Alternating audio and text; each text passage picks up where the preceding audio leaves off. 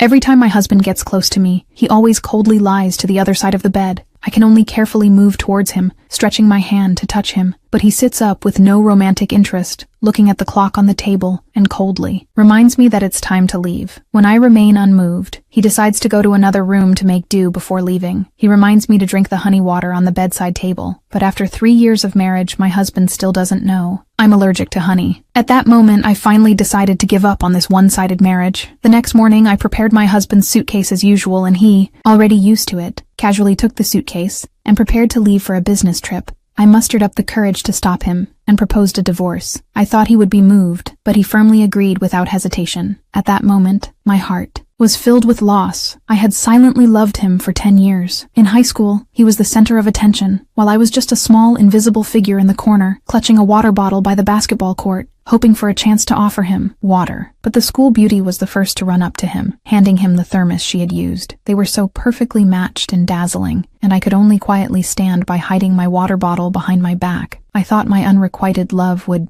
end without any result. However, after graduation, the school beauty chose to go abroad and dumped him. The once arrogant young heir of a wealthy family faced an unprecedented blow. He drank to numb his pain every day and gradually fell into decline. I witnessed it all. I quietly stayed by his side. To heal his emotional wounds, he proposed a 3-year marriage contract with me and promised to pay me $3 million. I agreed. He thought I was a money-hungry woman, so during these 3 years, he remained cold and distant, unaware. I had deep feelings for him. He was a pilot, and I followed as a flight attendant, waiting eagerly for his safe return every day. But I never expected that one day he would bring the school beauty back. They openly ate together in the cafeteria, and I had never enjoyed such treatment. I suppressed the hurt in my heart and walked up to them. The school beauty stood up and greeted me. Introducing herself as the new flight attendant, I could only politely shake her hand. At my best friend's insistence, I reluctantly sat across from them, watching the school beauty serve him her food, and my husband did not refuse. The co-workers whispered and joked about them getting back together. I felt like needles piercing my heart. As I heard their words, I became the hidden figure, and every time the school beauty appeared, I lost everything. I didn't want to keep holding on to a man who didn't love me, but things didn't go as I hoped. Just as we were about to divorce, I found out I was pregnant. Looking at the pregnancy test, I was confused, feeling uneasy. I told my husband I genuinely wanted to keep the child, but in order to give the baby a proper identity, I hoped to delay our divorce. If he didn't want to wait, I asked for a $1 million compensation, and I would take care of the child myself. Facing